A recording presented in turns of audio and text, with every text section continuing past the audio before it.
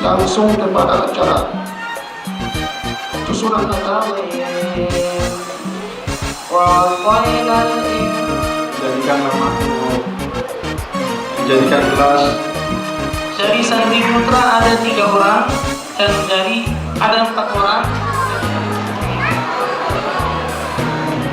Satu lagi dan Muhammad Ali Yusuf bin Saifullah Lastri masing-masing. Buka jalur pendaftaran khusus bagi hafid-hafid Al-Quran.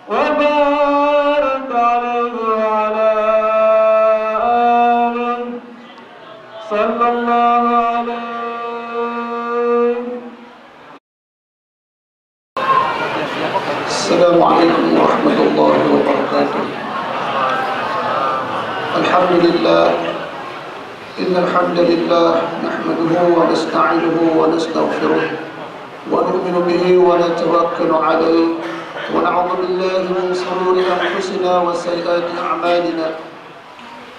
Maka untuk mengefektifkan waktu, maka kita akan langsung kepada susunan acara kita pada malam hari ini. Yang pertama adalah pembukaan dengan membaca Ummul Quran Suratul Fatihah. Sallallahu alaihi wasallam ولرضا الله ولشفاعة رسول الله. الفاتحة. أعوذ بالله من الشيطان الرجيم. بسم الله الرحمن الرحيم. الحمد لله رب العالمين الرحمن الرحيم مالك يوم الدين إياك نعبد وإياك نستعين اهدنا الصراط المستقيم صراط الذين أنعمت عليهم غير المغضوب عليهم ولا الضالين. Selanjutnya pembacaan ayat suci Al-Quran yang akan dilantunkan oleh salah seorang santri pondok pesantren Al-Ansar. Kepadanya falyatafaddal mashkur. Muhammad Azri, tafaddal. Assalamualaikum warahmatullahi wabarakatuh.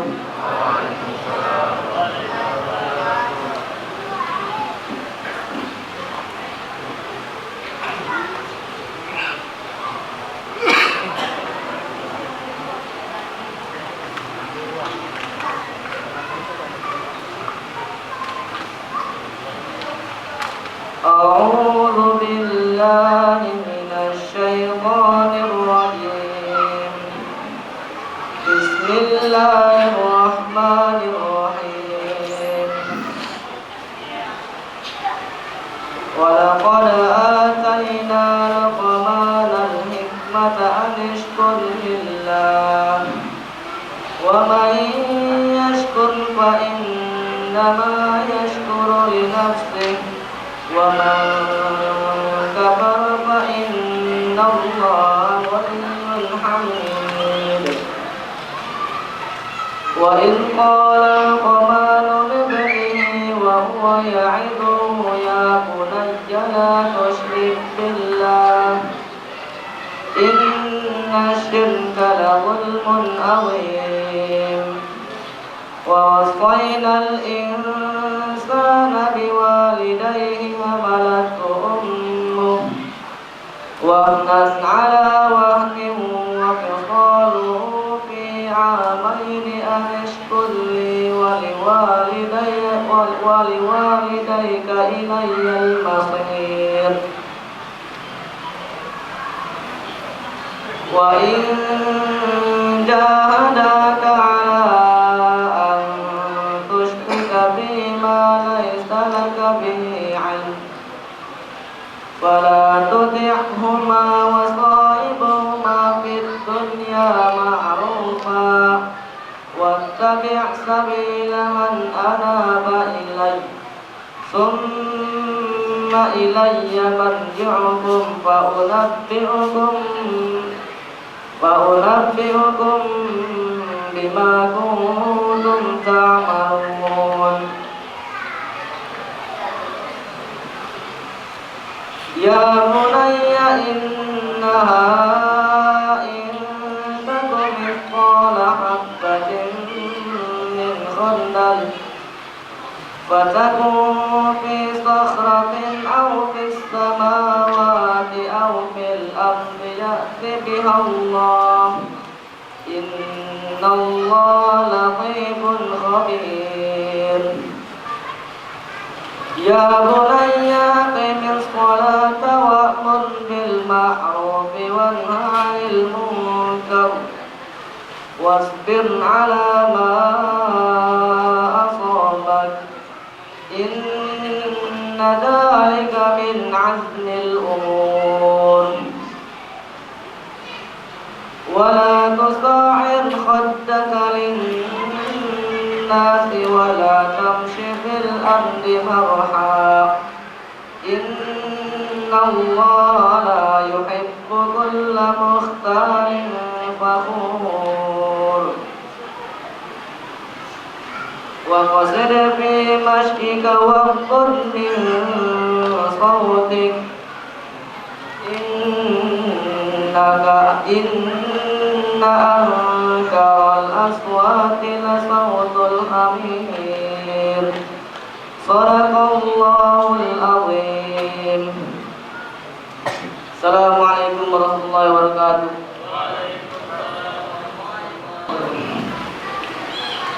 Selanjutnya sambutan singkat dari perwakilan wali santri yang akan disampaikan oleh Pak Ebit Pasar Wajo. Kepada beliau kami persilakan dengan hormat. Assalamualaikum warahmatullahi wabarakatuh. Waalaikumsalam.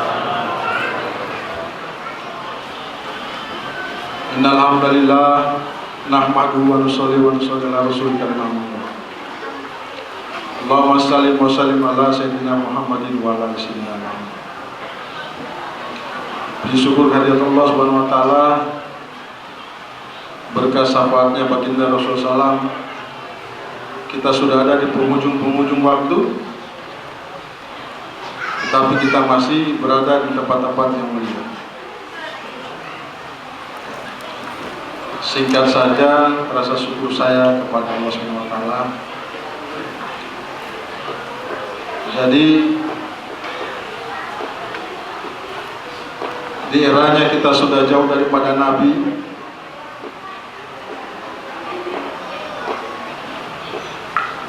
Allah Subhanahu wa taala menciptakan beberapa orang manusia yang pola pikirnya sangat jenius.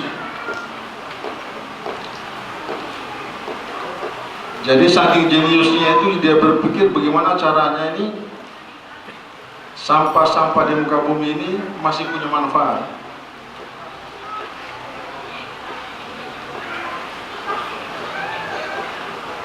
Maka setelah ada iklan manfaatnya daripada sampah,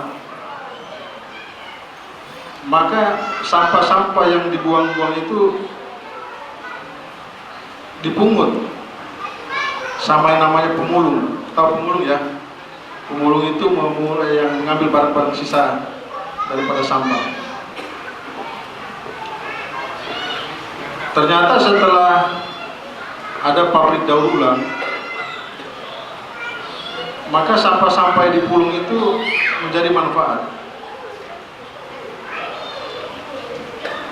Manfaatnya barang yang dipungut tadi itu, maka dijadikanlah ember, dijadikanlah mangkok, dijadikan gelas, sehingga dia mulia tempatnya.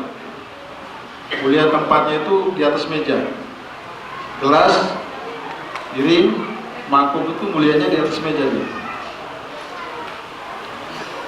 Yang kedua, ada benda-benda yang sudah hasil daripada proses daur ulang itu, ada yang jadi ember, jadi kayu, jadi sikat, maka ditaruhnya di WC dia. Tapi dia mulia. Kalau tidak ada WC, tidak ada ember, tidak ada tiba-tiba, tidak ada sikat, maka kadang-kadang kita agak kerepotan kalau kita mandi di kamar mandi. Setelah itu ada proses daur ulang. Dia walaupun sudah didaur ulang ini sudah nggak jadi, jadinya hanya kantong plastik. Maka apa mulianya kantong plastik ini? Ternyata mulianya kantong plastik itu ketika kita belanja di pasar. Kalau kita belanja di pasar tidak ada kantong plastik, 5-6 jenis barang, maka pasti orang ketawa, ini bapak-bapak ini belanja nggak pakai kantong, maka terhambur barangnya. Walaupun kemuliaannya itu kantong kresek itu hanya bekas pakai di bawah, tapi punya manfaat, Pak.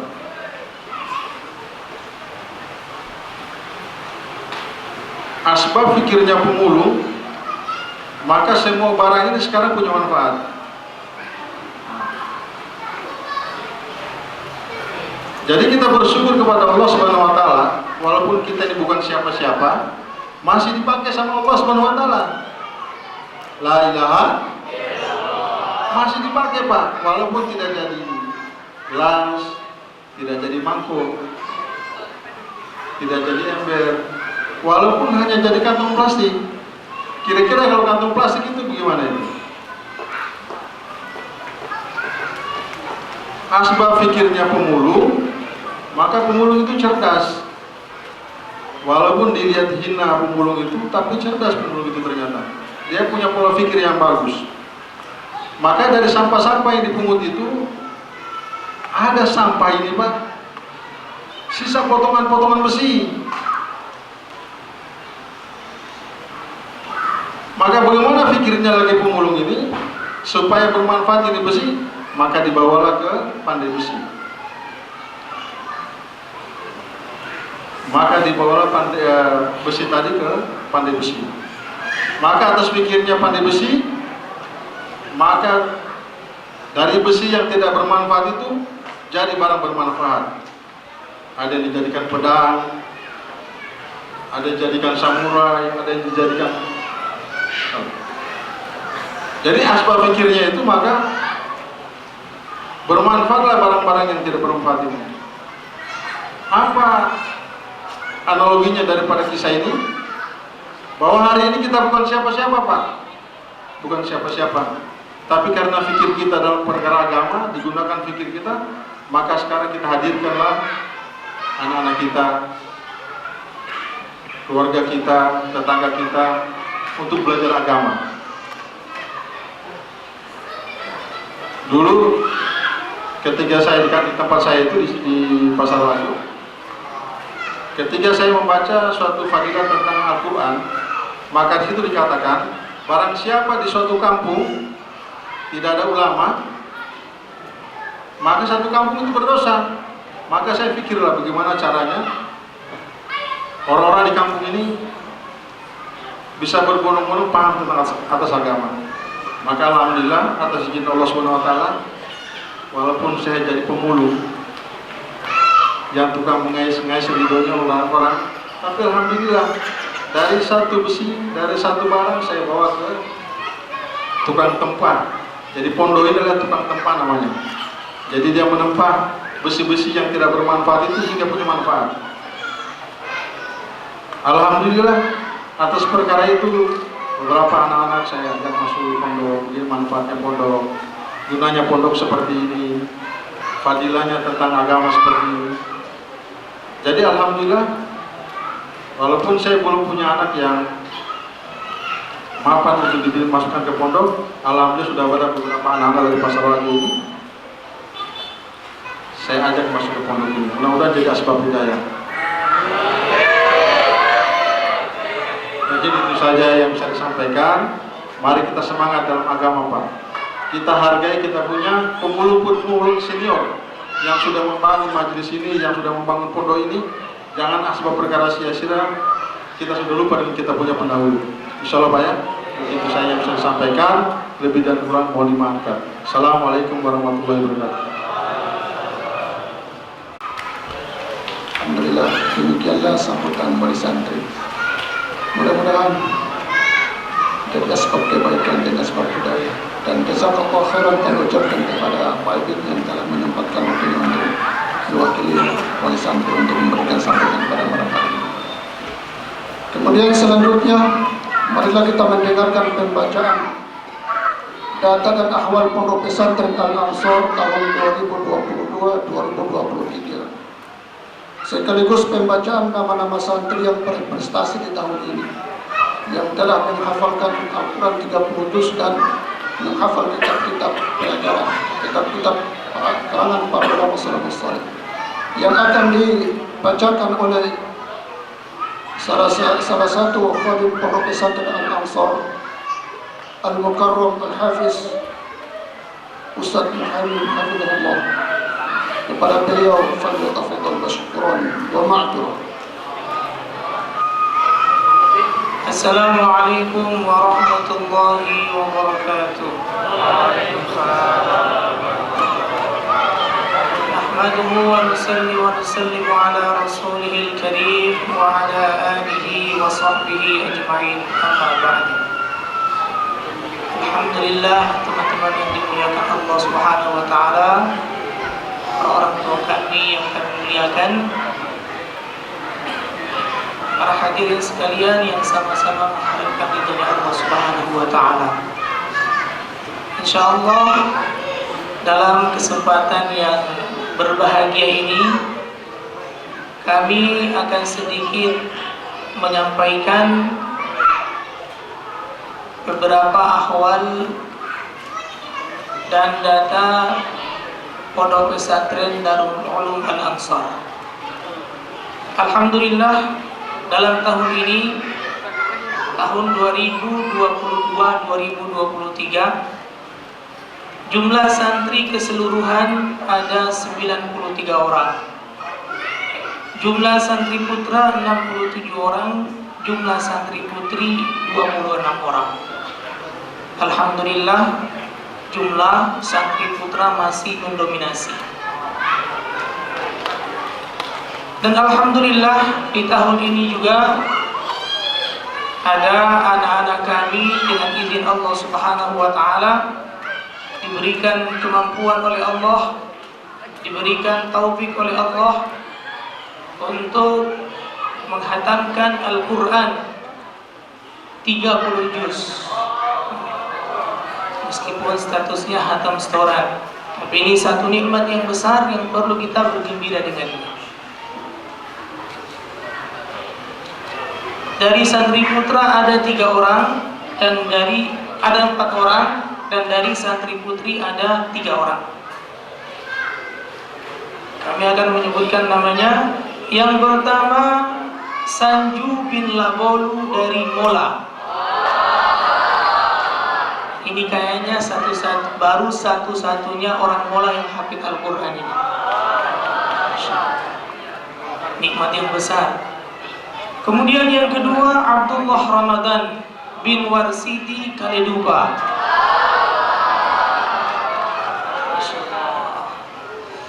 Kemudian yang ketiga, ini Sanju dan Abdullah ini menghafalkan Al-Quran kurang lebih 3 tahun hatam. Jadi mereka berdua baru duduk di kelas 2, masih kelas 2 sudah menghatamkan Al-Quran. Dan insya Allah kita akan targetkan nanti bisa khatmul kubro di Pondok Pesantren Al-Ansar tahun depan. Mohon dukungan dan doanya. Kemudian yang ketiga, Jauharuddin bin Lasudin dari Obi.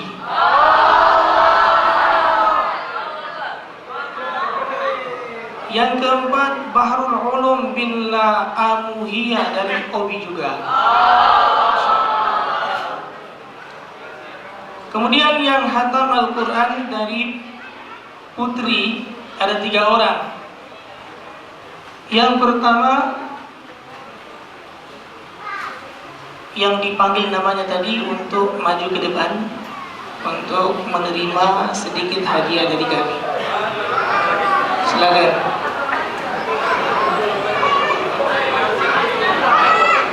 Dalam hal ini yang akan memberikan hadiah, kami minta ke Bapak Zidan insyaallah.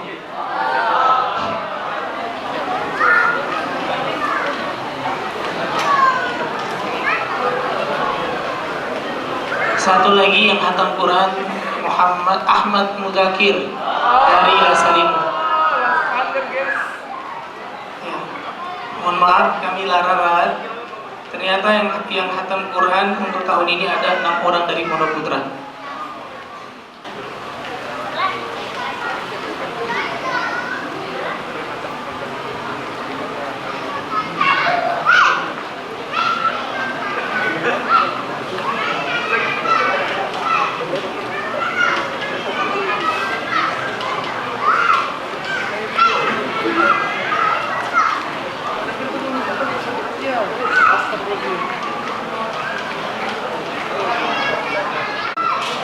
Kemudian yang hatam Quran dari Pondok Putri juga ada 3 orang.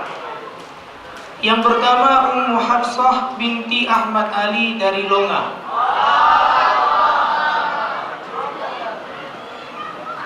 Kemudian yang kedua, Muti'ah binti Lasuri juga dari Lunga. Dan yang ketiga, Hudia Qurrata Aini bin Syafaruddin J dari Bau-Bau. Semuanya untuk mengambil hadiahnya di ustazahnya insyaallah. Kemudian dalam tahun ini juga ada anak-anak kita dengan izin Allah telah berhasil menghafal beberapa kitab pelajaran diniyah. Alhamdulillah dari Pondok Putra ada 35 orang yang insya Allah nanti kami akan bacakan namanya sekaligus maju ke depan untuk mengambil syahadanya. Yang pertama, Sabit Abdillah bin Eko Amin Lasalimu, hafal 4 kitab Aqidatul Awam, Syifaul Jinan, Tuhfatul Atfal dan Hadis Fi'ah.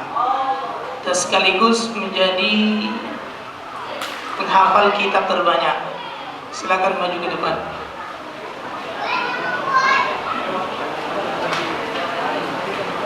Kemudian yang kedua, Muhammad Salimu, hafal 4 kitab juga.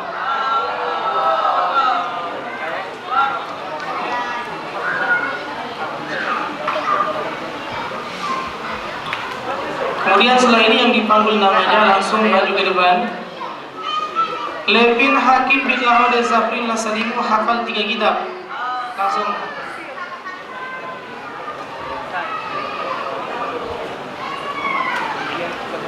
Mana Levin?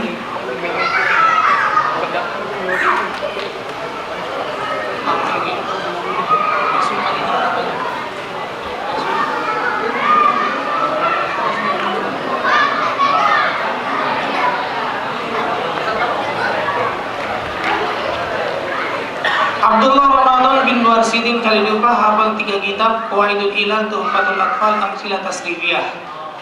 Ahmad Fauzan bin Saiful Wandoga, hafal 3 kitab Aqidatul Awam, Syifaul Jinan dan Hadis Mi'ah. Syarif Hidayatullah bin Arman Mandati, hafal 2 kitab Qawaidul Ilal dan Tuhfatul Atfal. Kemudian Fakhruddin dari Pada Uwe, hafal 2 kitab Tuhfatul Atfal, Qawaid Ilal. Kemudian Naufal bin Jamaluddin Obi Maluku, hafal 2 kitab Hadis Mi'ah dan Aqidatul Awam.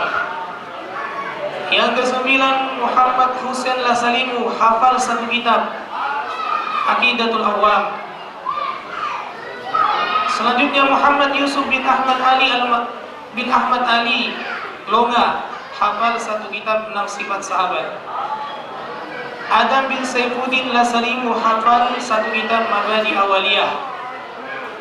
Selanjutnya Rizki Anok bin Abdul Wahab Ereke, hafal 1 kitab Mabadi Awaliyah. Kurniawan Qasim bin Ali Qasim Tomiyah, hafal 3 kitab Ayat Hirzi dan 6 sifat. Ayat Hirzi, 6 sifat dan Aqidatul Awam. Kemudian yang keempat, Hasrun bin Hamasiri Pada Uwe, hafal 1 kitab Tuhfatul Atfal. Selanjutnya Farid Aminullah bin Amin Kul Manugela, hafal 1 kitab Aqidatul Awam. Selanjutnya Rahmat Inkar bin Sulaiman Pasarwajo, hafal 2 kitab Hadis Mi'ah dan Aqidatul Awam. Selanjutnya Muhammad Nuh bin Syafiuddin Wanci,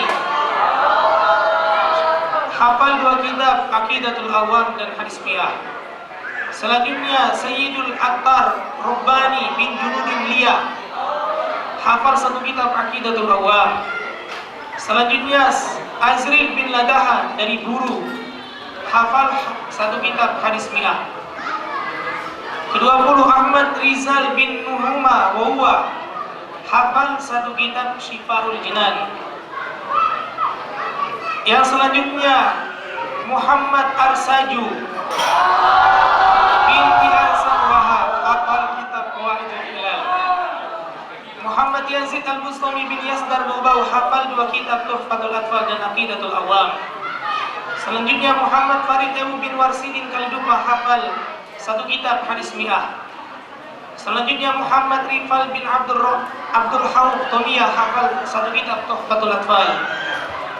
Muhammad Bilal bin Nurhadi Mandati hafal 2 kitab Imriti dan Mabadi Awaliyah. Selanjutnya Arlan Hamid bin Hamiruddin Padawe hafal 2 kitab Qawaidul Ilal dan Tuhfatul Atfal. Selanjutnya Faiz Baharuddin Yusuf Ar-Rashid bin Ariwi Ereke hafal 2 kitab Qawaidul Ilal dan Tuhfatul Atfal. Ahmad Zubair bin Jamaluddin Longa hafal 1 kitab 6 sifat sahabat. Selanjutnya Rahman Rizki bin Rahman Kalidupa hafal 1 kitab 6 sifat. Yang selanjutnya Muhammad Rifki Abdillah bin Abdul Jabbar Antabia hafal 1 kitab 6 sifat sahabat. Bayu Kalviano bin Calo Kalidupa hafal 1 kitab 6 sifat sahabat. Muhammad Ilham Khazana bin Edi Koroe hafal 1 kitab 6 sifat sahabat. 34 Alif Nur Ar-Rasyid bin Ariwi Ereke hafal 1 kitab Aqidatul Awam. Muhammad Abdullah bin Baharuddin Ereke hafal 1 kitab Syifaul Jinan. Dan yang terbanyak dari sekian banyak teman-teman yang menghafalkan kitab, ada 2 orang yang terbanyak, yaitu Sabit Abdillah bin Eko Amin Lasalimu dan Muhammad Ali Yusuf bin Saifullah Lasalimu, masing-masing menghafal 4 kitab. Kemudian yang lainnya silakan meninggalkan tempat kecuali 2 orang yang hafalannya terbanyak tadi. Monggo silakan. Yang pertama Sazkiyah Khomsa binti Abdullah Tahlil Lasalimu menghafalkan 3 kitab Tuhfatul Atfal, Qawaidul Ilal dan Imriti. 2 Nur Atika binti Laini Kalidupa menghafal 3 kitab Hadis Mi'ah, Syifaul Jinan dan Aqidatul Awam. Selanjutnya Hudiah Qurrata Aini binti Syaharuddin Samiun Bau-Bau hafal 1 kitab Tuhfatul Atfal. Ummu Hafsah binti Ahmad Ali Longa 1 kitab Tuhfatul Atfal. Selanjutnya Muti'ah Al-Khansa binti Lasuri Longa juga 1 kitab Tuhfatul Atfal. 6 Qonita Fatimah binti Da'amu Ereke 1 kitab Tuhfatul Atfal. Selanjutnya Azizah Al-Amin binti La-Amin Wandonga hafal 1 kitab Syifaul Jinan. Yang ke-8 yang selanjutnya Hafiani binti Laudetoi Tebanka hafal 1 kitab Syifaul Jinan. Fatimah Az-Zahra binti Aan Panzelen Safrianto Pasarwajo hafal 1 kitab Hadis Mi'ah. Selanjutnya Siti Nurjannah binti Sumarno Riau hafal 1 kitab Hadis Mi'ah. Selanjutnya Putri Anugrah Arsanuh Waha hafal 1 kitab Hadis Mi'ah. Selanjutnya Fauzia Salma binti Kamulia Longa hafal 1 kitab Aqidatul Awam. Selanjutnya Robiah Aladawiyah Baharuddin Kamaru hafal 1 kitab Aqidatul Awam. Selanjutnya Sofiatul Jannah Basir Nasalimu 1 kitab Aqidatul Awam. Selanjutnya Khadijah Ahmad Lahamudiyah Obi hafal 1 kitab Mabadi Awaliyah. 16 Nurul Hijratul Silmi binti Ahmad Zakir Erege hafal 1 kitab Mabadi Awaliyah. Selanjutnya Hana Mustafa Juwardin Kalidupa hafal 1 kitab Mabadi Awaliyah. Dan yang terakhir Mawaddah Udwiyanti binti Lapudu Wandoka hafal 1 kitab Mabadi Awaliyah.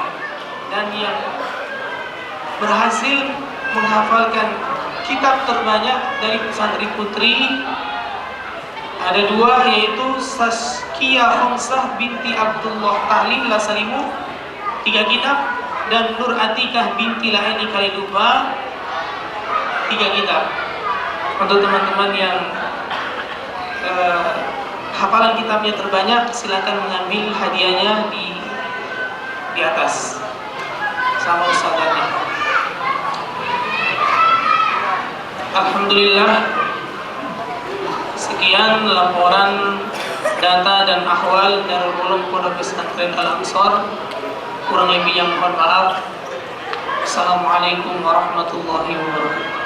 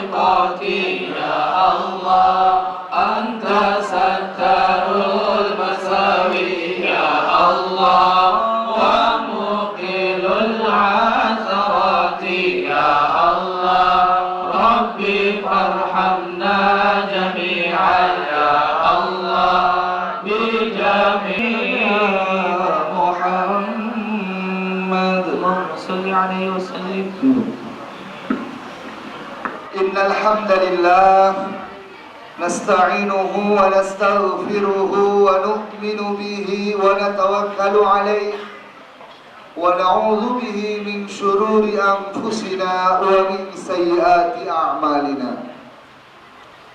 من يهده الله فلا مضل له ومن يضلل فلا هادي له.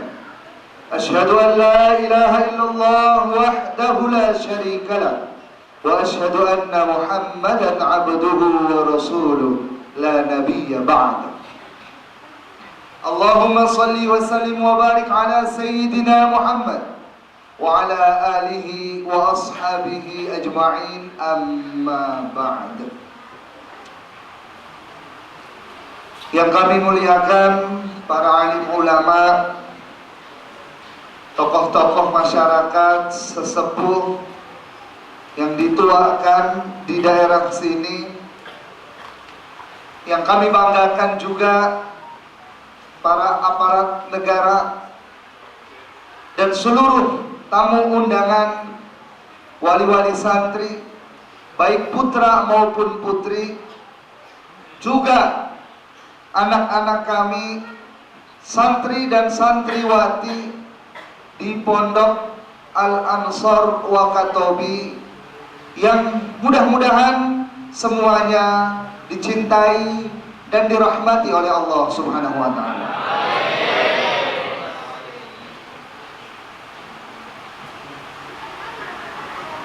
Hadirin sekalian, ada beberapa hal yang kadang membuat kita ragu untuk menyekolahkan anak-anak kita di pondok pesantren. Ada beberapa perkara yang membuat hati kita mengganjal untuk mendaftarkan anak kita di pondok pesantren. Di antaranya yang paling sering dan paling banyak, jadi ini udah larut malam ya, acara juga udah panjang, maka langsung to the point aja.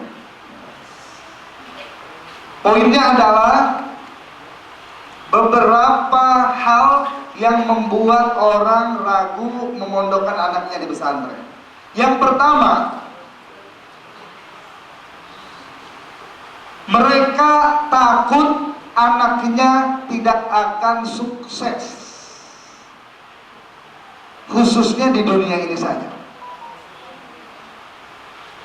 Padahal ini adalah pertanyaan-pertanyaan yang sudah jadul, pertanyaan klise yang zaman dulu sekarang udah nggak zaman lagi. Apa pertanyaannya? Kalau anak saya mondok, dia nanti makan apa? Kalau anak saya mondok, dia nanti mau jadi apa? Kalau anak saya mondok, bagaimana masa depannya? Ini pertanyaan udah basi. Kalau dulu mungkin masih bisa. Kalau sekarang ini sudah nggak relevan lagi, karena buktinya terlalu nyata, azharu minasyams, lebih jelas dari cahaya matahari yang terang benderang, bahwa alumni pondok pesantren justru yang lebih jelas masa depannya dibanding yang nggak pondok pesantren. Ya. Bahkan pemerintah pun sudah mulai mengakui, kalau bapak-bapak dan ibu-ibu update peraturan-peraturan baru pemerintah, pasti akan menemukan, ya, di hampir semua perguruan tinggi negara, polisi dan TNI, bahkan lembaga-lembaga negara lainnya membuka jalur pendaftaran khusus bagi hafid-hafid Al-Quran, tanpa tes dan tanpa bayar. Bukannya suruh alumni situ semua, tidak. Ya, tapi saya ingin katakan, negara pun sudah sadar betapa berharganya alumni pondok pesantren. Lah kenapa masih ada orang-orang di pulau ini yang belum memahami itu? Ya, ketika alumni sekolah favorit, ya, alumni sekolah bergengsi masuk ke lembaga-lembaga negara tersebut, universitas negeri, tetap tes. Ya, tetap bayar full, kemungkinan diterima sekian persen kecil.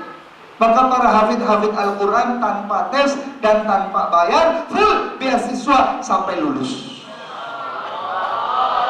Tapi nggak usah ya, 1-2 boleh perwakilan, tapi yang lain jangan. Kalau semua kesana nggak ada yang jadi ustaz. Hadirin yang dimuliakan Allah Subhanahu wa Ta'ala, ya, ini udah nggak relevan lagi. Coba kita bahas satu persatu ya pertanyaannya tadi. Yang pertama, Kalau anak saya di pondok pesantren, dia mau makan apa? Atau langsung aja lah, jawabannya gampang itu. Jadi satu aja tiga-tiganya.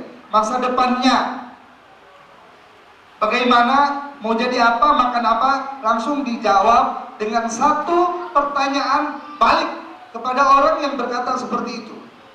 Atau kepada bapak-bapak dan ibu-ibu yang ada di sini. Gak apa-apa, bantuin mereka untuk berpikir. Karena nggak mungkin bisa mereka jawab. Pertanyaannya adalah, bapak-bapak dan ibu-ibu sudah hidup di dunia ini berpuluh-puluh tahun. Pernahkah membaca satu berita, baik di koran, majalah, online, apapun itulah, di status orang, di FYP, di apapun yang kita temukan berita, pernah nggak satu aja selama puluhan tahun hidup ini ada berita seorang ustadz mati kelaparan? Ada? Angkat tangan yang pernah lihat beritanya. Ada? Ada nggak? Seorang ustadz mati kelaparan, tidak bisa makan 7 hari 7 malam. Ada nggak? Mati mengenaskan kekurangan gizi. Ada nggak? Ketika santri malah ada dikurus. Ketika sudah jadi ustadz nggak ada. Yang ada dalam berita-berita, mohon maaf ya, yang ada penyakitnya, tapi memang banyak. Di berita-berita kita temukan Ustadz Fulan meninggal dunia disebabkan kolesterol. Ada? Ustadz Fulan meninggal dunia disebabkan obesitas. Ustadz Fulan meninggal dunia disebabkan jantung paling banyak. Dan untuk diketahui, penyakit-penyakit yang saya sebutkan barusan adalah penyakit-penyakit orang kaya. Penyakit-penyakit orang yang selalu setiap hari makan enak. Penyakit-penyakit orang yang gak pernah susah. Bahkan di antara contohnya, bukan penyakitnya tapi ya, dari postur tubuh aja sudah kelihatan contohnya di depan ini.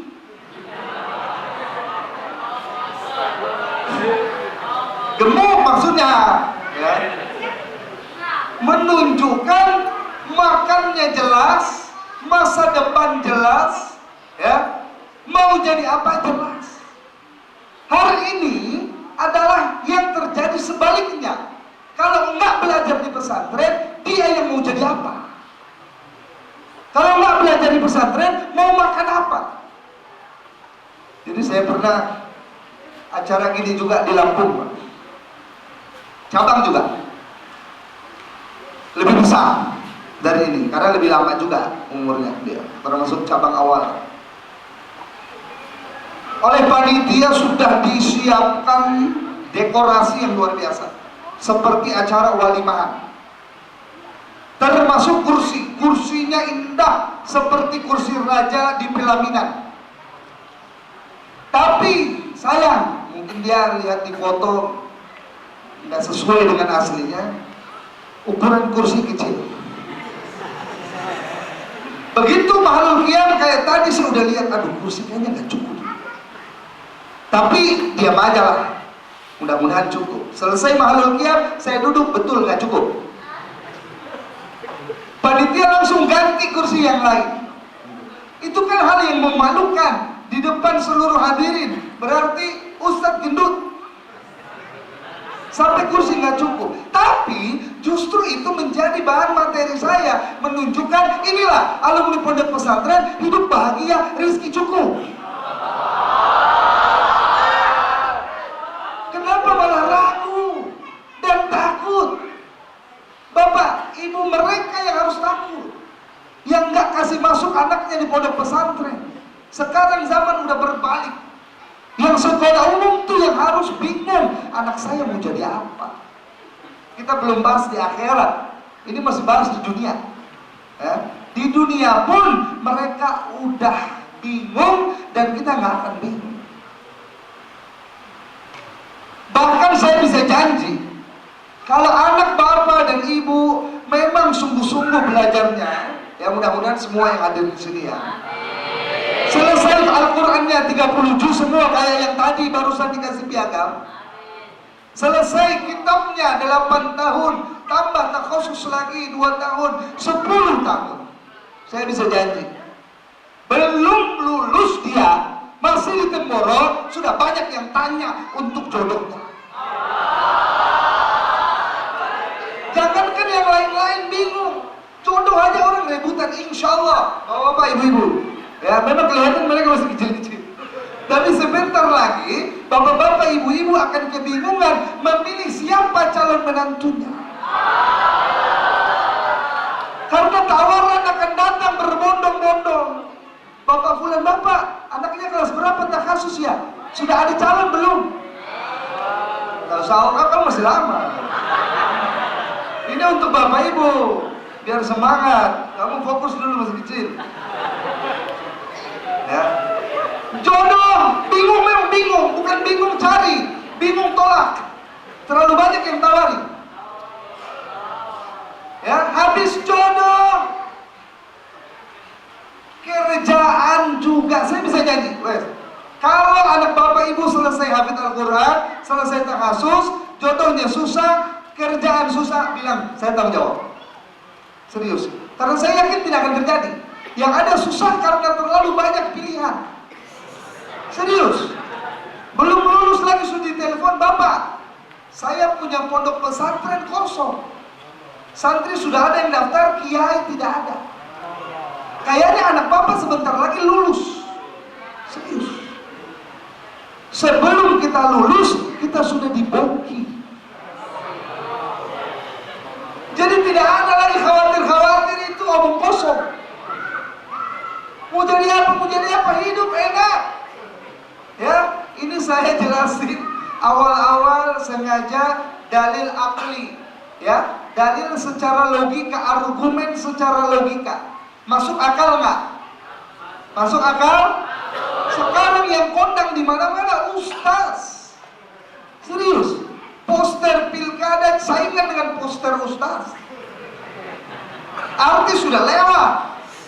Yang masih bisa saingan tinggal caleg dengan ustaz. Saking terkenalnya ustaz-ustaz. Insya Allah. Jadi ini dalil secara logika. Baru saya kasih dalil secara Al-Quran dan hadis, ya. Yaitu Rasulullah Shallallahu Alaihi Wasallam suatu hari didatangin oleh seorang sahabat. Sahabat itu berkata, wahai Rasulullah Shallallahu Alaihi Wasallam, tolong nasihati adikku. Maka Rasulullah SAW bertanya, memang adik kamu kenapa? Kakaknya ini ternyata yang mengadu ini kakak. Wahai Rasulullah SAW, kami hidup di dunia ini cuma berdua.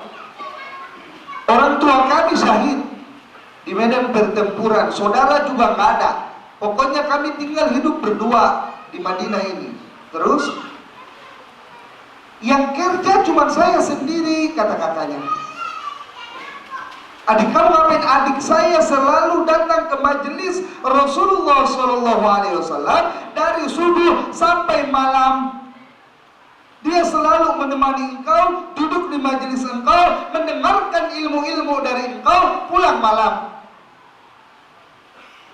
Terus apa permintaanmu?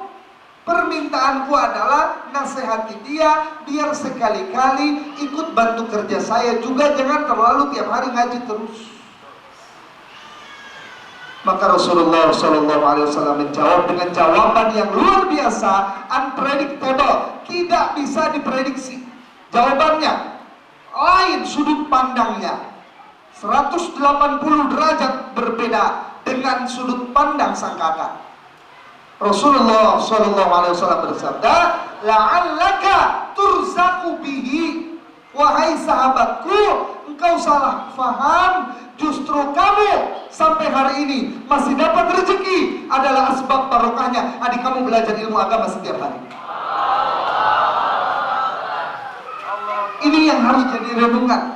Jangan sampai ada pemikiran wali santri, aduh saya kerja setiap hari, capek, baru uang habis hanya untuk anak di pondok pesantren. Ini salah. Salah total. Justru bapak masih dapat gaji, bapak bisnis masih bisa berjalan lancar, bapak kehidupan ekonomi masih stabil karena anak bapak ada di pondok pesantren. Tidak percaya, silakan. Malam ini juga ambil anaknya. Coba, mungkin kan ada orang nggak terlalu percaya kan, ya kan? Padahal itu hadis Nabi yang bilang, ya, la'allaka turzaqu bihi, justru kamu masih dapat rezeki gara-gara adik kamu belajar agama.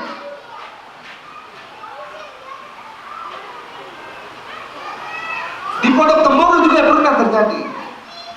Waktu Romo Kiai Mahmud mondok, itu masih zaman penjajahan. Maka semua hasil panen satu kampung Temboro diambil oleh penjajah. Punya Kiai Siddiq, ayahnya Kiai Mahmud, dikembalikan. Tanpa bilang apa-apa penjajah, pokoknya kasih kembali, ambil ini, sudah. Penjajah pergi. Maka ketika direnungi, ternyata satu kampung itu nggak ada yang mondok kecuali Kiai Mahmud. Maka rezekinya barokah. Rezekinya bertambah gara-gara anaknya belajar agama di pondok pesantren. Insya Allah. Jadi mindset kita dirubah. Bukan kita yang kerja capek untuk biayai anak, bukan. Anak yang belajar capek sehingga kita dapat rezeki. Insya Allah. Main bisa minta tambahan WC kayaknya. Ayo bapak tambah, kiriman dulu. Bapak kan dapat gaji gara-gara saya belajar. Jangan, itu kurang ajar juga. Ya, tidak udah. Terima apa yang dikasih, insya Allah. Jangan jadi dalil. Tapi ini kenyataan, serius. Kalau ada yang nggak percaya, buktikan, ambil malam ini, insya Allah bisnis kacau. Serius, serius. Coba aja, kalau ada yang berani. Jadi kekhawatiran ini tidak perlu ada lagi. Di hati-hati kita dan di kepala-kepala kita harus dibuang jauh-jauh. Ya, yang ada semuanya kenal, masa depan cerah, bahkan rezeki kita pun barokah, asbab putra dan putri kita belajar agama di pondok pesantren. Cukup? Bukan, maksudnya untuk menenangkan hati selama hidup di dunia sudah cukup? Cukup? Rezeki belum, memang belum, tenang. Tapi kan saya bilang di dunia dulu ini, ya. Untuk di dunia, saya kira dengan dalil logika dan dalil hadis tadi sudah cukup. Insya Allah. Tidak ada lagi yang khawatir, insya Allah. Tidak ada lagi yang ragu, insya Allah. Kadang-kadang wali santri ini sudah kasih mondok betul memang, tapi di rumah tuh dia ragu, dia ngobrol sama ibu-ibu. Nanti anak kita besar jadi apa? Jadi ustaz lah. Masa jadi apa? Ya, jadi sekarang udah nggak boleh lagi gitu. Yang ada malam-malam ngobrol sama ibu. Nanti kita kira-kira pilih calon menantu yang mana? Kayaknya akan banyak yang mendaftarkan ke anak kita nih. Nah, itu boleh. Kalau yang susah-susah, yang ragu, galau-galau, nggak ada lagi, nggak boleh lagi. Insya Allah. Ini untuk yang orang selalu pemikiran tuh dunia harus dikasih ini dulu. Ya. Sekarang baru akhirat. Ya. Ini untuk yang sukanya di akhirat. Ya. Dunia udah aman. Sekarang akhirat. Akhirat juga kita bagi dua.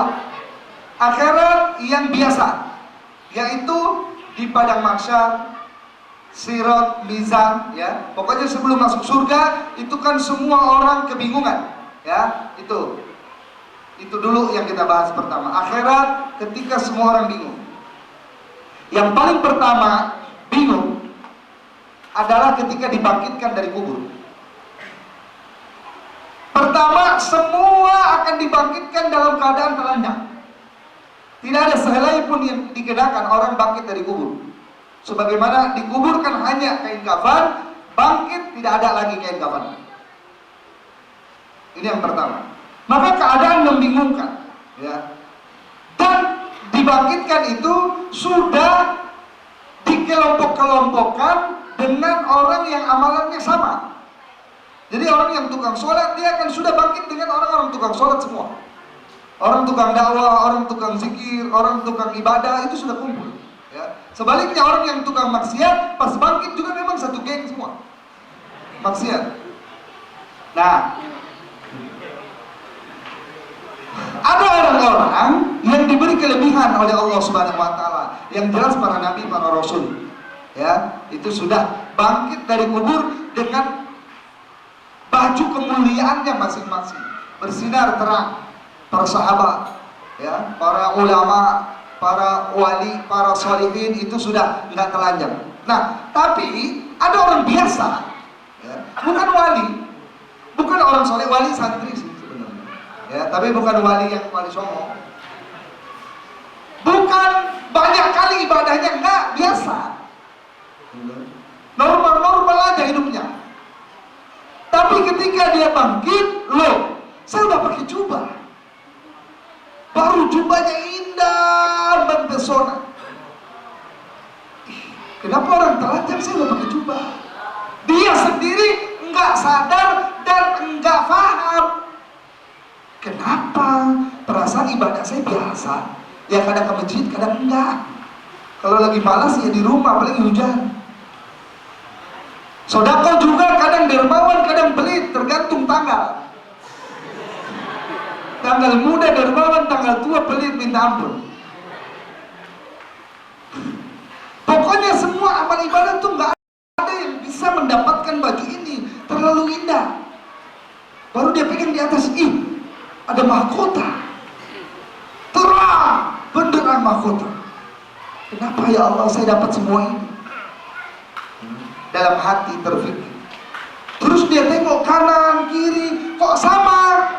Semua yang di daerah situ dibangkitkan, bajunya seragam, jubah yang indah, mahkota yang terang benderang. Maka mereka mulai saling bertanya satu sama lain, Bapak, amalannya apa? Kok bisa dapat baju kayak gitu indah? Saya juga nggak tahu.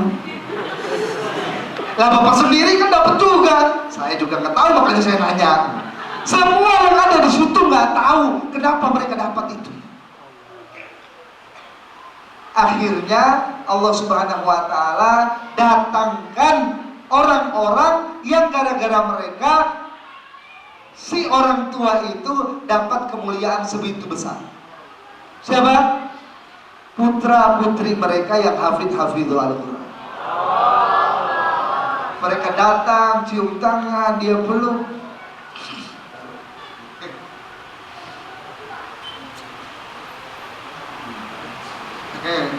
Ya, mereka akan cium tangan, dia peluk, ayah, ibu, maaf, cuma ini yang bisa saya kasih.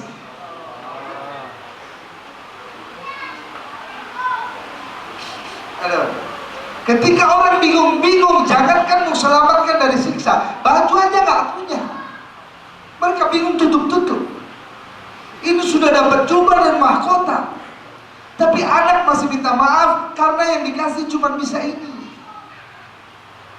Maka di saat itu baru orang tua semua sadar bahwa yang paling benar memang bikin anak hafid Al-Quran daripada yang lain-lain. Siapa yang bisa kasih selamat kita ketika bangkit dari kubur kalau bukan anak-anak kita yang sedang kita didik ini untuk menghafal Quran semua? Insya Allah, mudah-mudahan semuanya menjadi hafid Al-Quran semua. Baru selepas itu Allah kumpulkan lagi para hafid-hafid Al-Quran beserta kedua orang tuanya.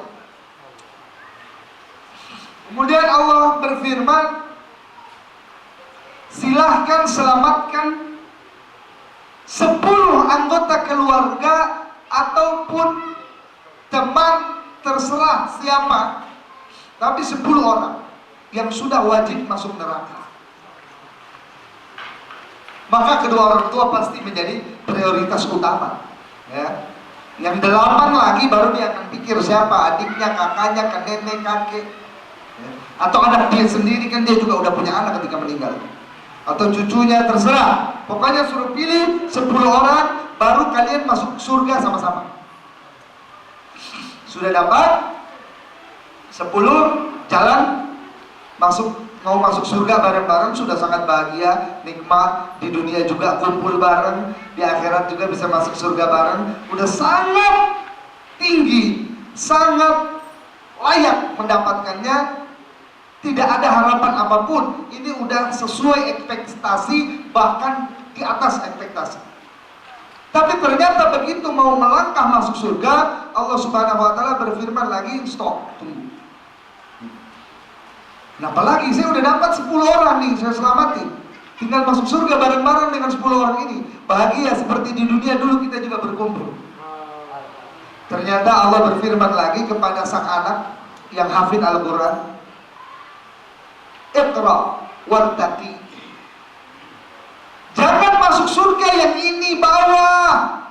Wahai anak-anak hafid Al-Quran, baca hafalan Al-Quranmu, dan setiap satu ayat kamu naik 1 derajat surga.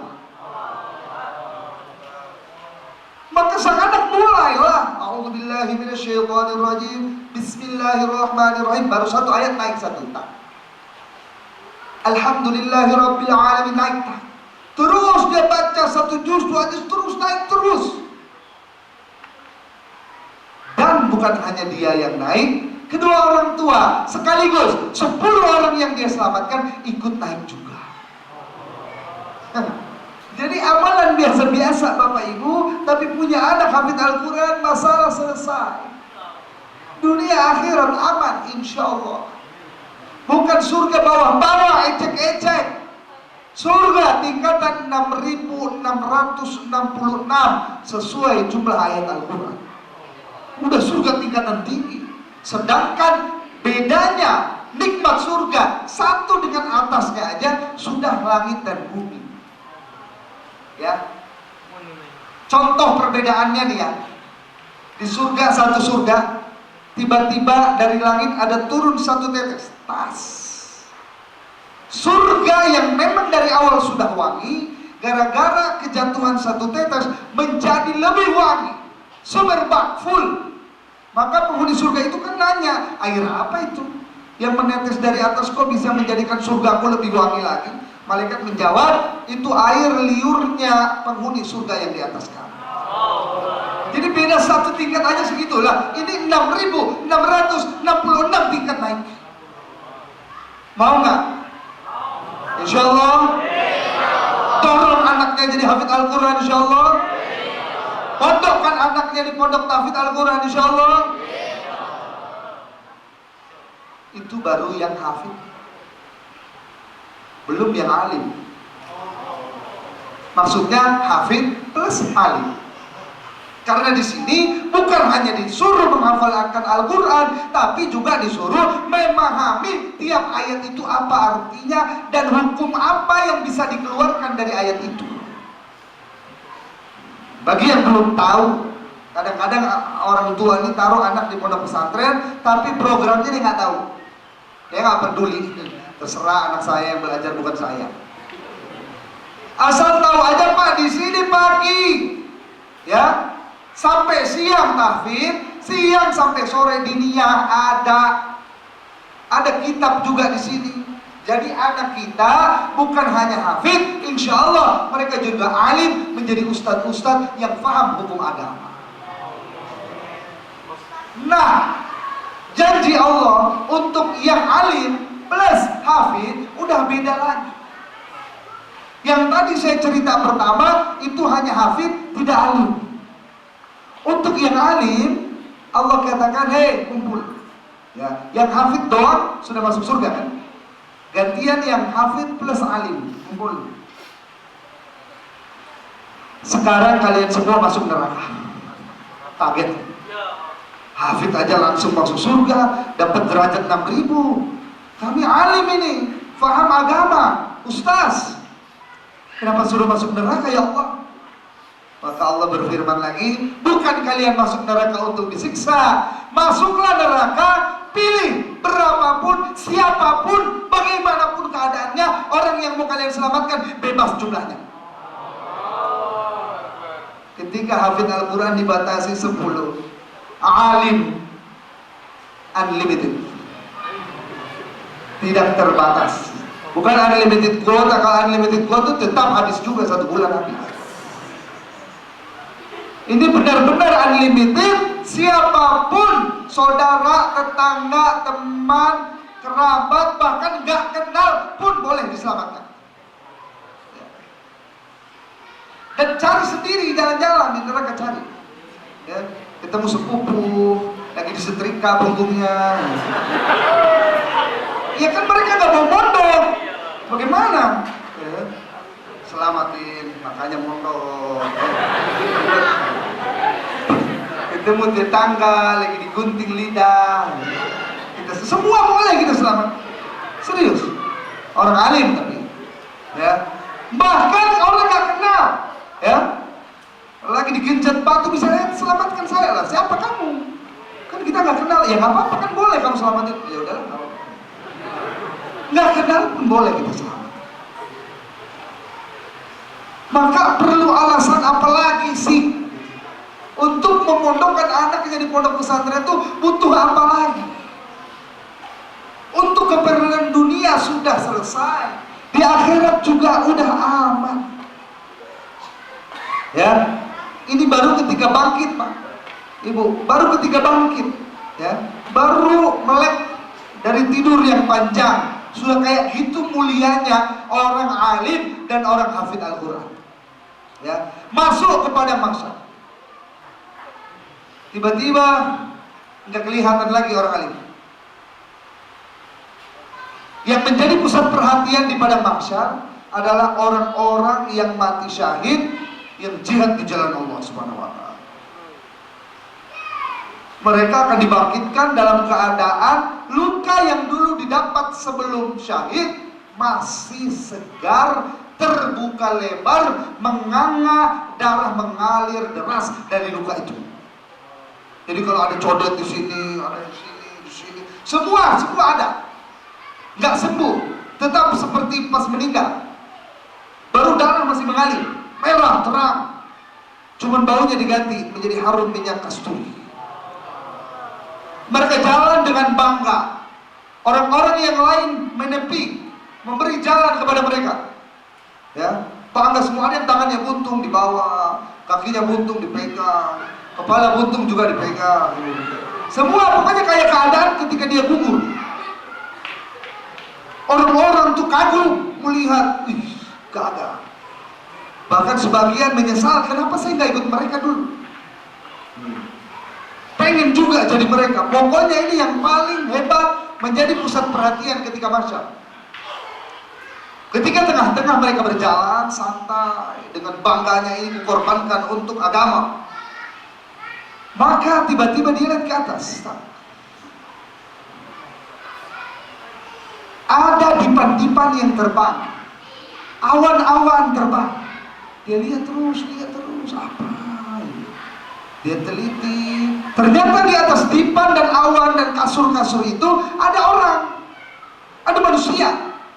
Manusia juga lihat dia, ada juga. Tapi nggak jelas siapa. Maka orang-orang mati syahid ini tanya kepada malaikat, wahai para malaikat, siapa itu? Kok mereka lebih keren dari kita? Kita masih jalan di bawah, dia udah enak-enak tidur di situ baring-baring, santai. Maka malaikat menjawab, wahai orang-orang mati syahid, mereka adalah para ulama.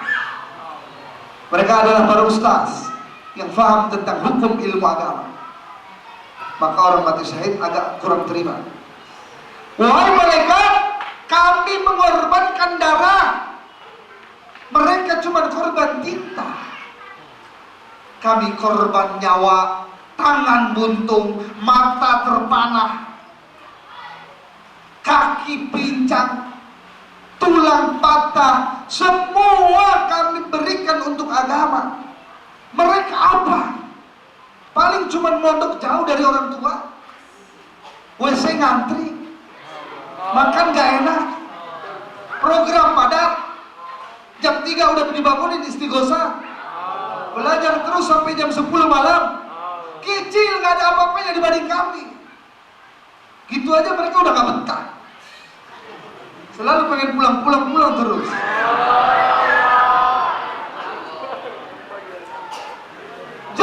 dibandingkan kami, kenapa mereka mendapatkan balasan yang lebih hebat? Maka malaikat tersenyum dan gantian bertanya lagi, wahai orang-orang mati syahid, kalian kenapa bisa semangat sekali mengorbankan nyawa untuk agama? Karena kami tahu fadilahnya, kami tahu balasan Allah orang yang berjihad besar. Oh, kalian tahu dari mana? Kami baca buku, memangnya kami buta huruf? Kami baca buku-buku tentang fadilah jihad, maka kami semangat. Lah yang tulis buku itu mereka di atas.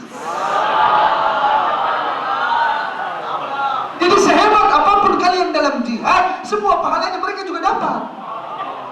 Walaupun mereka gak pergi jihad, cukup tulis fadilah jihad, dapat pahalanya. Maka orang-orang mati syahid terdiam, gak bisa jawab lagi, iya juga. Bahkan kalau mau kita kiaskan lagi, berarti dari hadis ini ya, semua amal agama, apapun yang dilakukan, pahalanya akan kembali kepada para ulama. Contoh, orang suka sholat, sunnah, zikir, witir, hajat, tahajud, duha, isyraq, awabin, qabliyah, ba'diyah, semua sholat sunnah dia kerjakan. Kita tanya kan, kenapa semangat? Karena tahu fadilahnya. Dari mana tahu? Baca fadilah sholat. Siapa yang tulis fadilah sholat? Ulama. Orang zikir, orang sodaqah, orang puasa, orang apapun melakukan kebaikan, pasti karena dia tahu pahalanya, baca atau dengar ceramahnya ustaz langsung dapat pahala. Maka tidak heran mereka tinggal santai-santai di atas sana. Insya Allah, anaknya jadi seperti itu, insya Allah. Allahumma. Satu lagi, ya, terakhir, udah tenang, jangan khawatir, terlalu lama tenang, ya. Terakhir, akhirat yang bagian kedua. Kenapa dibagi dua? Karena di akhirat bagian kedua ini agak aneh. Akhirat bagian kedua adalah ketika semua makhluk, semua manusia sudah masuk ke surga dan neraka, sudah selesai. Tidak ada lagi pengadilan, hukum, sudah nggak ada. Semua udah damai, masing-masing di surga, ada yang tersiksa di neraka. Dalam kondisi seperti ini, ulama masih Allah tampakkan kemuliaannya. Ini agak nggak masuk akal sebenarnya. Karena namanya di surga, orang udah tinggal nikmatin apa yang dia buat di dunia kan. Tapi ternyata Allah masih ingin menampakkan derajat ulama walaupun udah sampai surga. Gimana caranya? Allah akan bertanya kepada orang-orang awam, ya, kepada selain ulama, Allah akan bertanya, bagaimana nikmatku yang kuberikan padamu di surga ini? Sungai susu, sungai madu, istana megah, bidadari banyak. Semua kenikmatan yang di luar nalar manusia, ma la ainun ra'at, wala udhunun sami'at, wala khatara fi qalbi bashar. Tidak pernah dilihat mata, tidak pernah didengar telinga, tidak pernah terbetik dalam hati nikmat yang hebat, luar biasa. Maka ketika orang awam ditanya, bagaimana nikmatku di dalam surga? Ya Allah, udah cukup, bahkan berlebih-lebih. Tapi nggak bayangin bisa dapat seindah ini dan seenak ini. Maka Allah berfirman lagi, minta lagi. Kalian harus minta nikmat lagi yang belum kuberikan di surga ini. Bingung kan? Ya Allah, nggak ada. Semua udah dapat.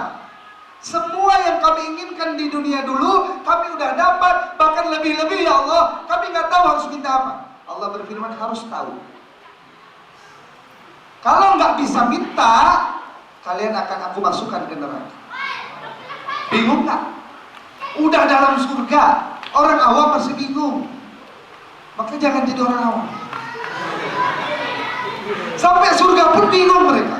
Akhirnya mereka berembuk, ketemu satu sama lain. Hei, kalian disuruh Allah minta lagi nikmat nggak? Iya. Terus kalian jawab apa? Nggak tahu lah. Kamu nggak tahu juga. Tanya-tanya semua nggak tahu. Akhirnya bingung-bingung, ada yang usul satu. Hei, apa? Kita tanya Pak Ustaz. Sudah di surga hadirin, masih solusinya tanya Pak Ustaz. Kayak gitu nggak mau anaknya jadi ustaz, bagaimana? Maka mereka berbondong-bondong datang ke tempat surga Pak Ustaz. Tok tok tok, assalamualaikum. Pak Ustaz keluar buka. Oh iya, ada apa? Masih di surga juga masih ganggu ya. Kirain ganggunya tuh di dunia aja dulu gitu. Ternyata masih sampai surga masih ganggu. Maaf Pak Ustaz, bukan kami mau mengganggu, tapi kami ini urgent, darurat. Kalau kami nggak bisa jawab, masuk neraka semua nih Pak Ustaz. Kasihan. Apa kata Ustaz? Kami tuh ditanya sama Allah Subhanahu Wa Taala mau minta apa lagi, kami nggak bisa jawab karena semua udah dapat. Tapi Allah bilang kalau nggak bisa jawab, kalian dimasukkan neraka lagi. Maka tolong kasih jawabannya Pak Ustaz. Maka Ustaz akan menjawab. Ya, sebagaimana di dunia selalu juga menjawab problematika umat, memberikan solusi-solusi terbaik. Sampai di surga pun tetap memberikan solusi. Dia menjawab, "Hei, warga Wakatobi, mintalah kepada Allah Subhanahu Wa Taala kalau ditanya gitu lagi, minta mendengar lantunan Al-Quran langsung dari Allah sebagaimana yang diberikan kepada Rasulullah SAW." Paham? Paham? Beda sana, ubah. Ulang di surga masing-masing. Allah tanya lagi, bagaimana? Sudah tahu? Sudah tahu. Minta apa? Saya minta dengar Al-Quran langsung lantunan sebagaimana yang kau berikan kepada Rasulullah SAW. Maka Allah berikan. Begitu dia dengar lantunan itu, bila kaifin wala misalin, ya, nggak tahu gimana caranya, nggak seperti kita dengar di dunia, ya. Hanya Allah yang bisa itu. Langsung mereka lupa dengan semua nikmat yang awal mereka rasakan. Saking nikmatnya terbengong-bengong 700 tahun. Setelah 700 tahun baru sadar. Bagaimana kata Allah? Ya Allah, nikmat. Semua nikmat yang lain hilang rasanya dibanding nikmat yang ini. Bagus. Kata Allah, sekarang minta lagi yang lain. Nah, ini aja saya nanya Pak Ustaz. Saya nggak tahu. Terserah. Pokoknya harus minta lagi. Kalau kalian nggak minta, masuk neraka. Maka langsung semua terus datang lagi minta assalamualaikum, dok, Ustaz. Ustaz sudah kesal banget, apa lagi? Kalian ini kalau susah baru ingat Ustaz. Kalau senang nggak pernah ingat Ustaz. Tanggal muda nggak ada ingat Ustaz, tanggal tua datang terus ke Ustaz. Majelis pengajian masail ramai tanggal tua. Tanggal muda lupa, shopping, pergi. Nggak di dunia, nggak di akhirat, sama. Saya lagi tanggung barusan, kalian ganggu terus. Memangnya saya juga nggak mau menikmati nikmat saya di surga. Kerja saya cuma jawabin kalian terus. Tolong Ustaz, ini terakhir sekali lagi. Apa? Allah tanya lagi, suruh minta lagi yang belum dikasih. Kamu yang di belakang, kata Ustaz itu kan ada, ternyata yang di belakang kenal. Kamu kan dulu mondok sama-sama saya, kenapa kamu nggak bisa jawab juga itu? Iya, tapi saya di tengah-tengah boyok. Saya nggak selesai.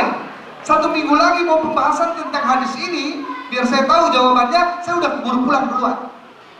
Akhirnya saya ikut dengan rombongan ini, saya nggak tahu juga jawabannya, makanya boyok. Mondok sampai selesai, jadi tahu artinya nih, insya Allah. Kata Ustaz, ini terakhir nikmat paling puncak di surga. Tidak ada nikmat yang melebihi ini nikmatnya, dan hanya diberikan kepada orang-orang tertentu. Kalian minta sama Allah. Apa nikmatnya? Nikmat memandang Allah Subhanahu Wa Taala. Lagi-lagi bila kaifin wala misalin, nggak seperti saya lihat bapak lihat saya, nggak gini. Ya, lihatnya dengan cara yang Allah kehendaki nanti di surga. Nggak tahu kayak gimana. Yang jelas kita semua berharap kita juga termasuk yang dapat nikmat itu. Akhirnya mereka senang pulang ke surga masing-masing. Allah tanya, dia jawab seperti itu. Allah kasih langsung semua nikmat yang sebelumnya juga. Lupa lagi saking nikmatnya nikmat yang satu ini.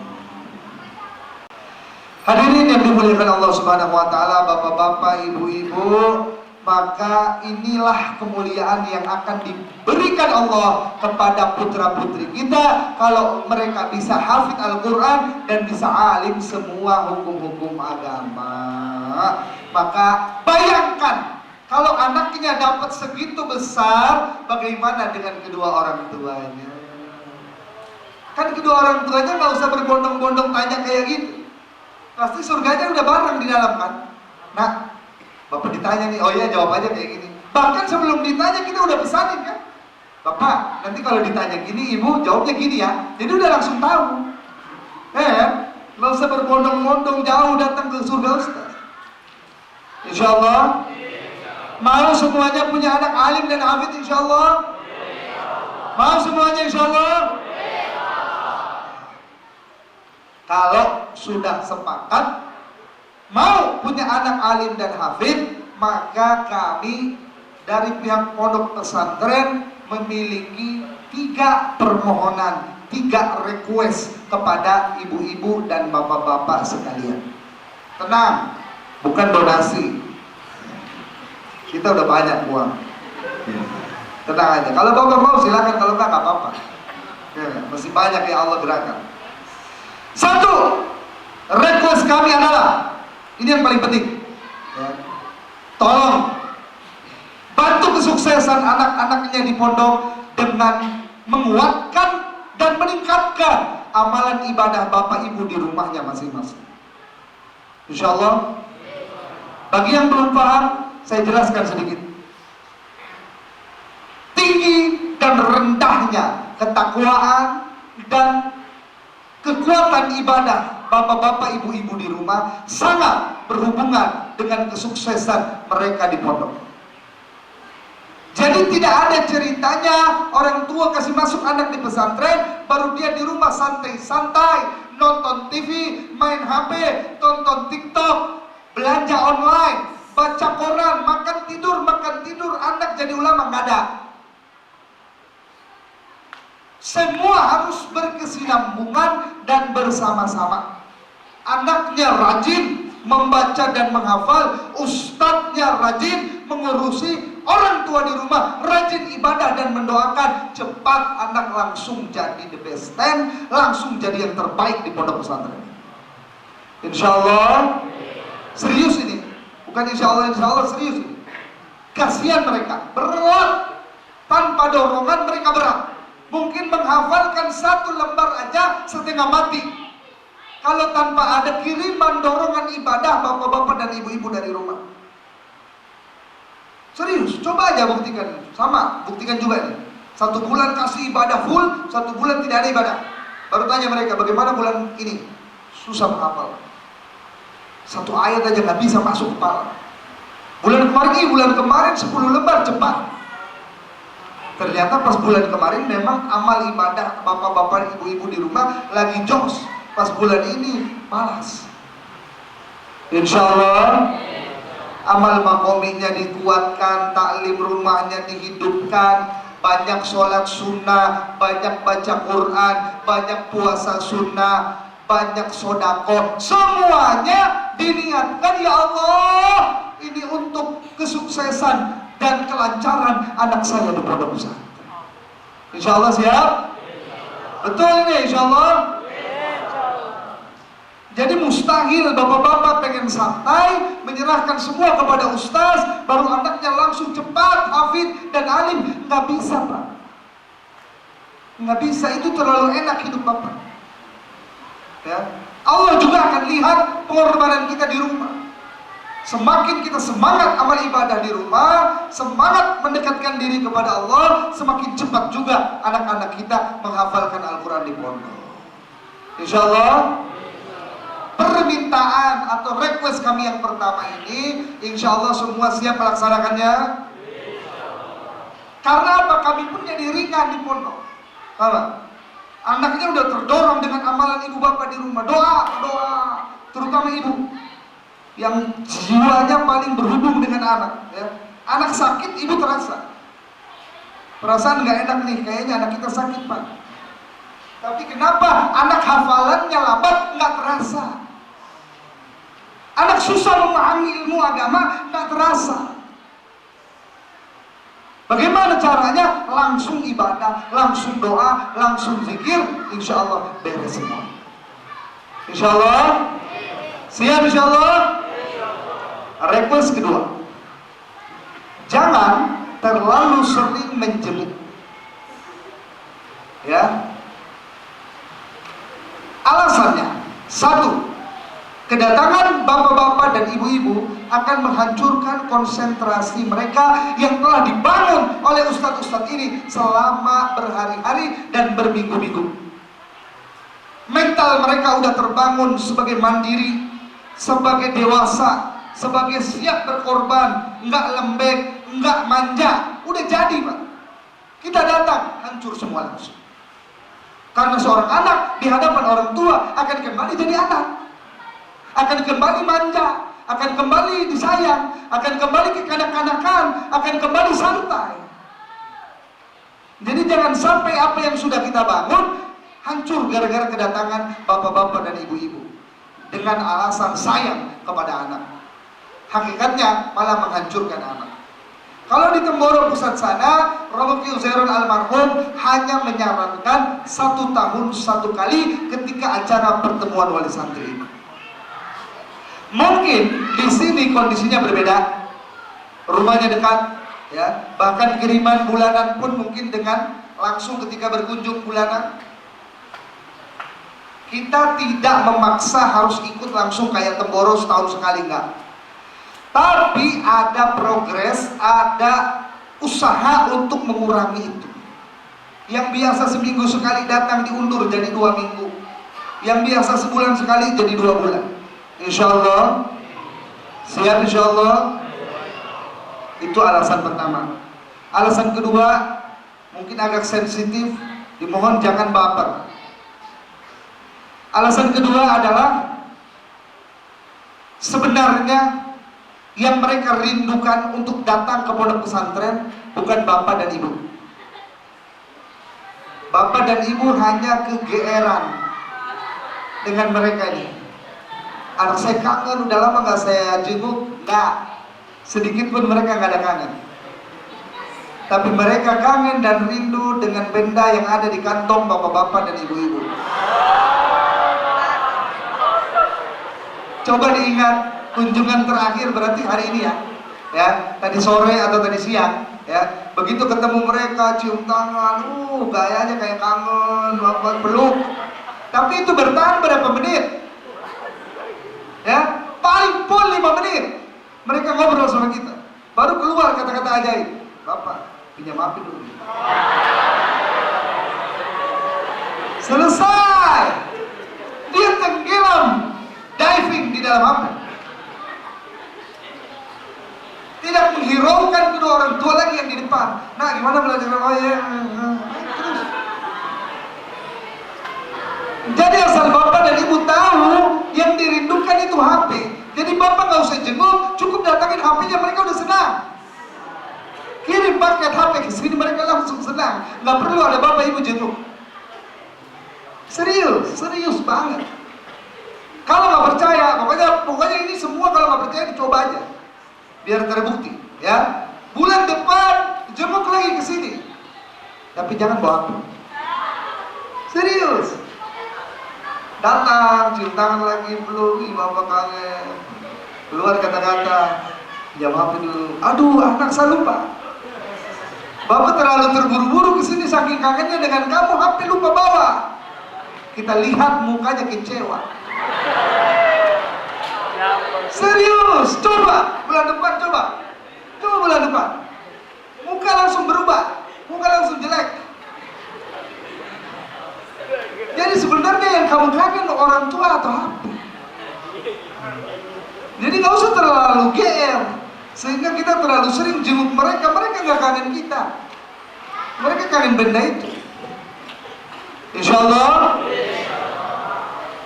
Terakhir, the last but not the least. Terakhir, juga nggak kalah penting dari nomor 1, 2, untuk memiliki anak ulama dan hafid Al-Quran. Di antara syaratnya, di dalam hati orang tua Jangan pernah ada kebencian terhadap ulama. Ini otomatis. Begitu ada benci walaupun sedikit, anak nggak bakal jadi ulama. Ini juga bisa saya buktikan. Silahkan, kalau mau coba lagi, mau coba terus. Pondokin anak di pondok, tapi hati dendam benci sama ulama. Terus.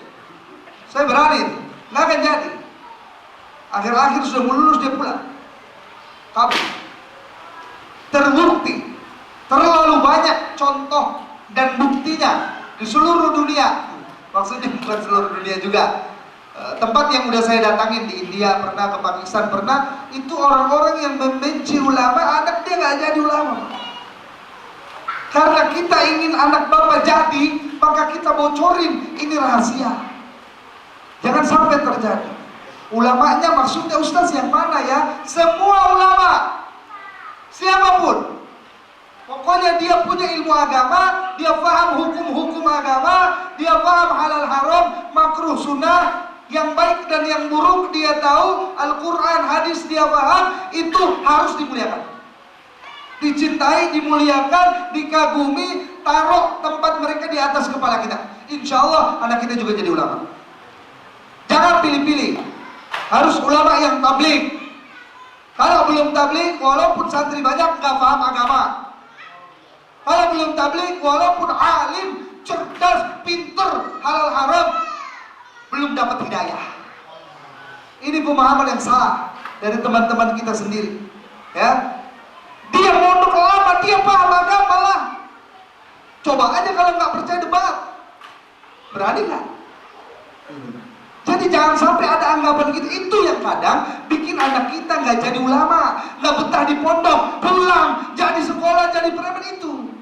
Karena di hati kita masih ada pilih-pilih ulama. Ulama yang ini saya suka, ulama itu nggak suka. Kenapa? Belum keluar 3 hari. Muka gila. Salah besar. Pokoknya ulama itu tempatnya di sini. Ya, orang soleh, ulama, habaib di sini tempatnya. Di atas kepala. Kalau bisa, baru insya Allah anak kita akan menjadi seperti mereka. Itu simple banget logika. Selagi kita benci, anak kita nggak akan jadi. Kenapa jadi orang kita benci kok? Tapi selagi kita nggak ada benci, insya Allah anak kita langsung jadi seperti mereka, bahkan lebih hebat, lebih pintar, lebih alim dari mereka insya Allah. Allahumma, insya Allah siap bapak-bapak, ibu-ibu? 3 permintaan kami siap insya Allah. Kalau siap, ayo bareng-bareng sama-sama kami juga seluruh jajaran pengurus pesantren ini akan berusaha agar anak bapak ibu menjadi hafid Al-Quran, menjadi alim, menjadi soleh, menjadi kebanggaan di dunia dan di akhirat bapak-bapak ibu. Insya Allah, siap insya Allah, janji insya Allah. Ya, kita akan tutup majelis kita ini dengan berdoa sama-sama ya. Maka duduknya dirapihkan lagi, hati dan pikirannya ditawajuhkan lagi, datangkan rasa rendah diri di hadapan Allah Subhanahu wa Ta'ala agar doa kita semua menjadi makbul. Al-Fatihah.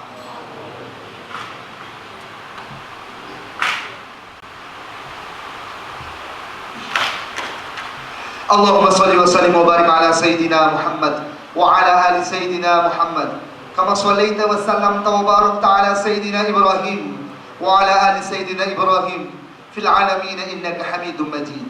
Rabbana zalamna anfusana wa illam taghfir lana wa tarhamna lanakunanna minal khasirin. Rabbana hab lana min azwajina wa dhurriyyatina qurrata a'yun waj'alna lil muttaqina imama. Rabbana hab lana minas salihin. Rabbana hab lana minas salihin. Rabbana hab lana minas salihin. Allahumma haula'i talamid wa tilmidat alladhina ja'u min anha'il alam.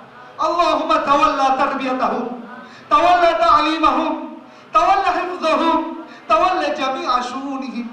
Ya Allah, ya Rahman, ya Rahim, ampunilah dosa-dosa kami semua ya Allah. Ya Allah, ampuni dosa kedua orang tua kami ya Allah, yang masih ada maupun yang telah tiada ya Allah.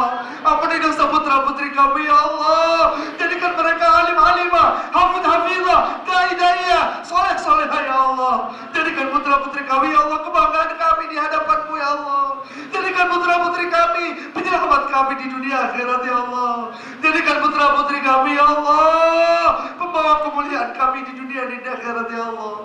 innaka ala kulli syai'in qadir wa bil ijabati jadir. Ya Allah ya Rahman ya Rahim, selesaikan masalah-masalah kami ya Allah. Tunaikan hajat-hajat kami ya Allah. Selesaikan hutang-hutang kami ya Allah. Tunaikan semuanya ya Allah. Jadikan semua cita-cita kami ya Allah, niat-niat baik kami ya Allah. Innaka ala kulli syai'in qadir wa bil ijabati jadir. Ya Allah, kekalkan kami dalam usaha agama ini ya Allah. Jaga kami dalam suasana yang baik ini ya Allah. Jaga kami bersama orang-orang takwa ini ya Allah. Ya Allah, jangan buang kami ya Allah. Jaga kami mendapat ridho darimu ya Allah. Jadikan keluarga kami sakinah mawaddah warahmah ya Allah. Jadikan kami keluarga yang mendapat ridhomu ya Allah. Innaka ala kulli syai'in qadir wa bil ijabati jadir. Allahumma ij'al ijtima'ana hadha ijtima'an mubarakan marhuma waj'al tafarruqana ba'daha tafarruqan ma'suman maghfura. Rabbana atina fid dunya hasanah wa fil akhirati hasanah wa qina adzaban nar. Subhana rabbika rabbil izzati amma yasifun wa salamun alal mursalin walhamdulillahi rabbil alamin. Bi rahmatika ya arhamar rahimin. Al-Fatihah. Mungkin itu saja yang bisa saya sampaikan. Kurang lebih saya minta maaf. Wabillahi taufiq wal hidayah. Wassalamualaikum warahmatullahi wabarakatuh. Alhamdulillah jemaah sekalian dirahmati Allah SWT. Mungkin kita akan berikan kesempatan pada wali-wali santri untuk bermusafahah. InsyaAllah karena sudah larut malam, InsyaAllah kita akan musafahah secara singkat. Muhammad sallallahu alaihi wasallam